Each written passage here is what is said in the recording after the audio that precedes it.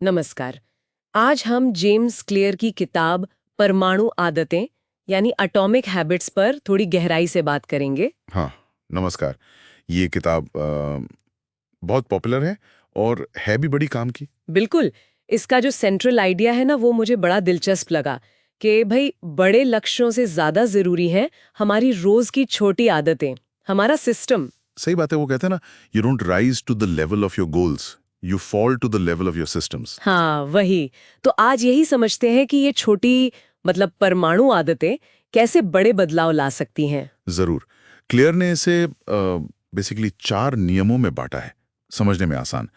पहला नियम है, इसे स्पष्ट बनाएं, मेक इट ऑब्वियस। स्पष्ट मतलब अच्छी आदत का जो क्यू, जो संकेत है, वो बिल्कुल सामने हो, दिखना चाहिए। अच्छा, जैसे अगर सुबह उठकर पानी पीना है तो रात को ही बॉटल साइड टेबल पर रख दो। हाँ, परफेक्ट उदाहरण है, बिल्कुल यही।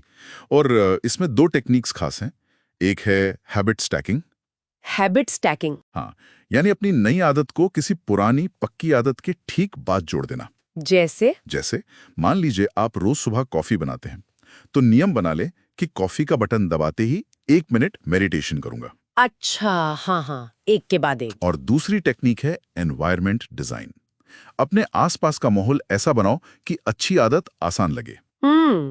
जैसे फल सामने रखना और जंक फूड छुपा देना। बिल्कुल, अच्छी चीज सामने, बुरी नजर से दूर। ये हुआ पहला नियम। ठीक है, यह समझ आया। स्पष्ट बनाना। अब दूसरा नियम। दूसरा है, इसे आकर्षक बनाएं, मेक इट अट्रैक्टिव। आकर्षक। आदत कैसे आकर्षक होगी? हाँ, मतलब उसमें कुछ मजा हो, कुछ खिंचाव हो। यहाँ काम आती है टेम्पटेशन बंडलिंग। टेम्पटेशन बंडलिंग, ये क्या है? इसका मतलब है, अपनी वो आदत जो आपको डालनी है, उसे उस चीज के साथ जोड़ दो जो आपको बहुत पसंद है। अच्छा, जैसे कि अपना फेवरेट पॉडकास्ट तभी सुनेंगे जब वॉक पर जाएंगे। एकदम सही, बिल्कुल यही। तो वॉक करना जो शायद बोरिंग लगता था, अब वो आकर्षक हो गया क्योंकि पॉडकास्ट सुनना है। हाँ, ये तो दिमाग को थोड़ा ट्रिक करने जैसा है। बिल्कुल, ये डोपामाइन का खेल है। जब पसंद की चीज जुड़ती है तो दिमाग को अच्छा लगता है, वो उसे दोबारा करना चाहता है। समझ गई। तो स्पष्ट हो गई, आकर्षक भी बन गई। अब हाँ, तीसरा। तीसरा नियम, इसे आसान बनाएं, मेक इट इजी। आसान। हाँ, आदत जितनी आसान होगी, शुरू करने में उतनी ही कम रुकावट आएगी। और यहीं पर आता है वो फेमस 2 मिनट रूल। हाँ, ये मैंने सुना है। बस 2 मिनट करो। हाँ, कोई भी नई आदत शुरू करनी है तो उसका एकदम छोटा 2 मिनट वाला वर्जन करो।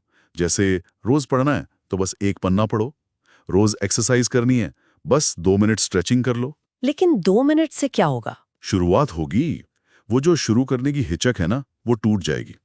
मकसद परफेक्शन नहीं, कंसिस्टेंसी है, बस शुरू करना है। सही बात है। अक्सर हम बड़ा सोचकर शुरू ही नहीं कर पाते। एग्जैक्टली, बस करना है, रोज करना है, चाहे 2 मिनट ही सही। ठीक है, स्पष्ट, आकर्षक, आसान। और चौथा? चौथा और आखिरी नियम, इसे संतोषजनक बनाएं, मेक इट सेटिस्फाइंग। संतोषजनक मतलब फील गुड फैक्टर। हाँ, हमें तुरंत एहसास होना चाहिए कि आदत पूरी करके कुछ अच्छा मिला, कुछ हासिल हुआ।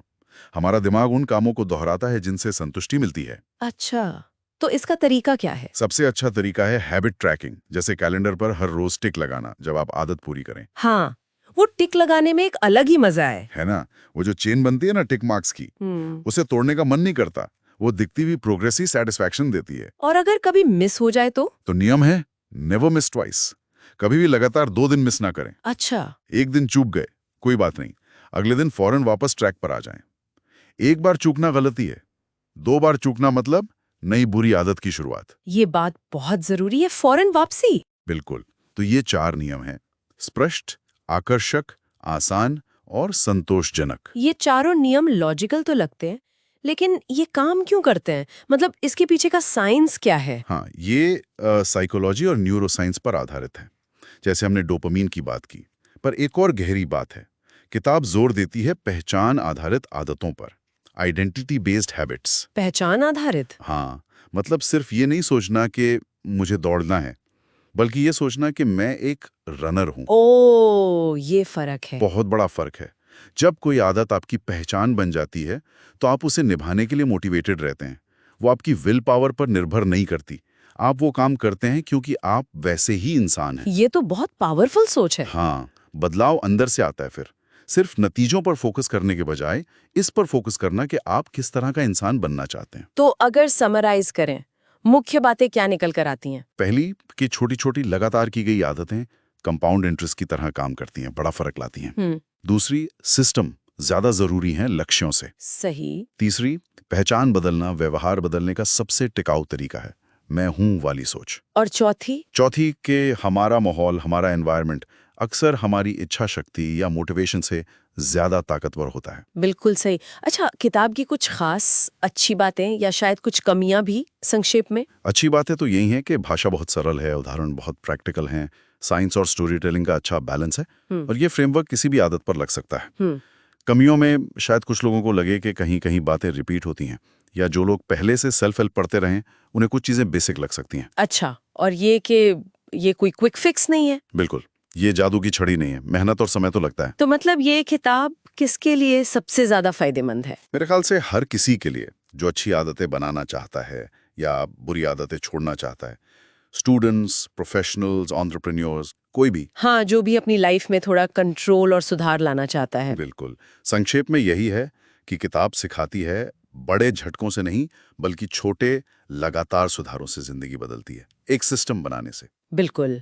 तो चलिए श्रोताओं के लिए एक सवाल छोड़ जाते हैं सोचने को। अगर हमारी पहचान हमारी आदतों से बनती है, तो आज आप कौन सी एक छोटी सी परमाणु आदत चुन सकते हैं जो भविष्य में आपकी एक बड़ी और बेहतर पहचान बना सके? बढ़िया सवाल है, सोचने लायक।